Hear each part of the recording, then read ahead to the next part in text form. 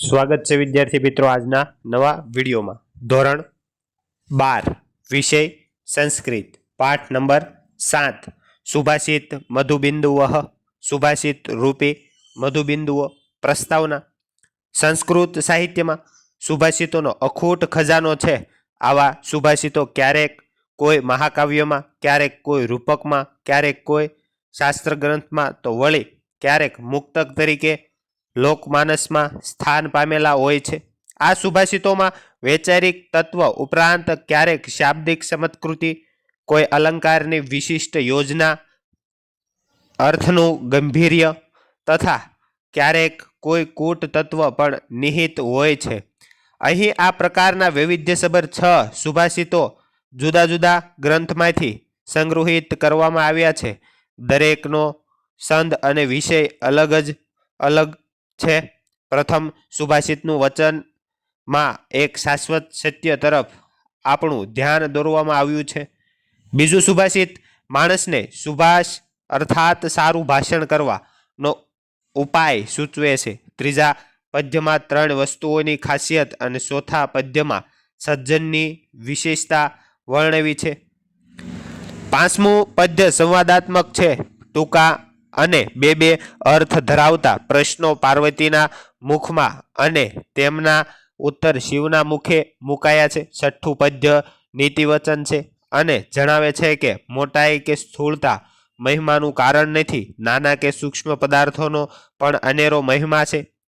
પ્રસ્તુત પાઠમાં સંગ્રહિત પદ્યોમાંથી વિદ્યાર્થીએ 2 પ્રકારે પ્રેરણા લેવાની છે। અહીં વ્યક્ત થયેલા વિચારા રાશિને હૃદયંગમ કરીને એક બાજુ પોતાના વિચાર વૈભવને વધારવાનો છે, તો બીજી બાજુ પદ્યોમાં પ્રયુક્ત પદાવલીને બરાબર સમજી લઈને વિદ્યાર્થીએ પોતાનો ભાષાકીય સમૃદ્ધિને પણ વધારવાની છે। પહેલા નંબરનો શ્લોક જોઈએ। યદ શક્યમ ન તત શક્યમ યદ શક્યમ શક્યમેવ તતઃ નોદકે શકટમ યાતિ ન ચ નોર્ગ ગચ્છતિ સ્થલે। અનુવાદ જોઈએ।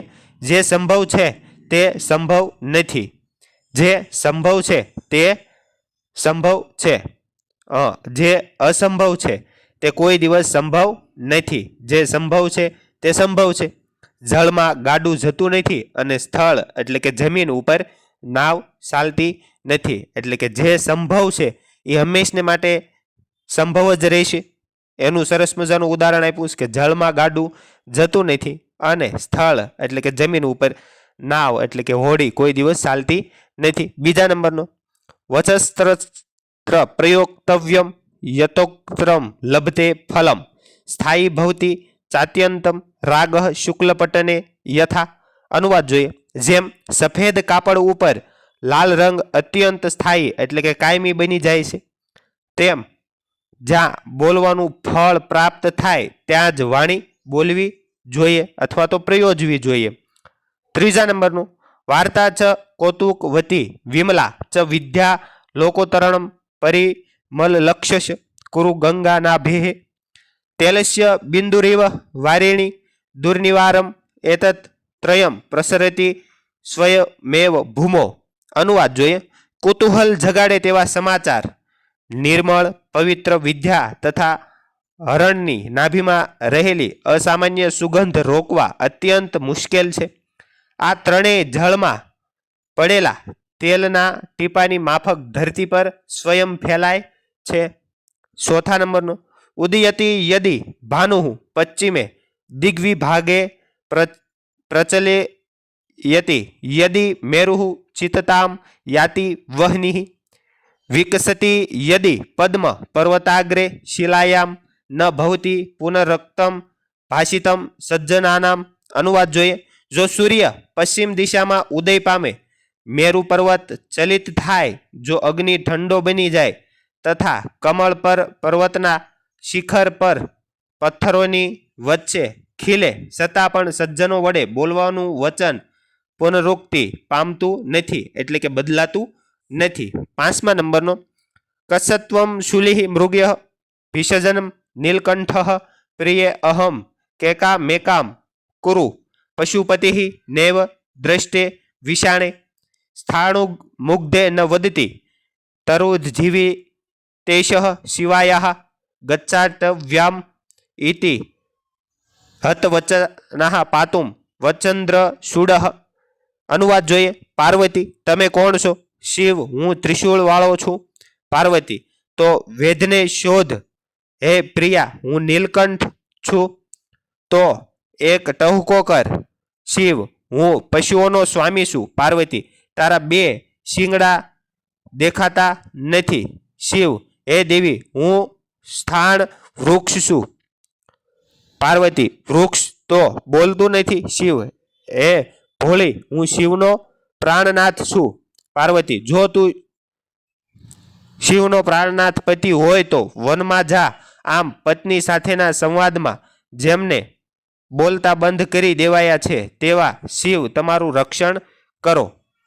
6 નંબરનો શ્લોક. હસ્તિ સ્થૂલ તનુઃ ચ સાંગ કુશવઃ શઃ કિમ હસ્તિ માત્રો અશંકુશઃ વજ્રેણાભિહતા પતંતી ગિરયઃ કિમ વજ્રમાત્રાઃ નગાઃ દીપે પ્રજ્વલિતે વિનશ્યતિ તમઃ કિમ દીપમાત્રમ તમઃ તેજો યસ્ય વિરાજતે સ બલવાન સ્થૂલેષુ કહ પ્રત્યયઃ. અનુવાદ. ભારે શરીરવાળો હાથી અંકુશ વડે વશ થાય છે. શું હાથીના કદ જેટલો અંકુશ હોય છે? વજ્રથી હણાયેલા પર્વતો વેરવિખેર થઈને પડે છે.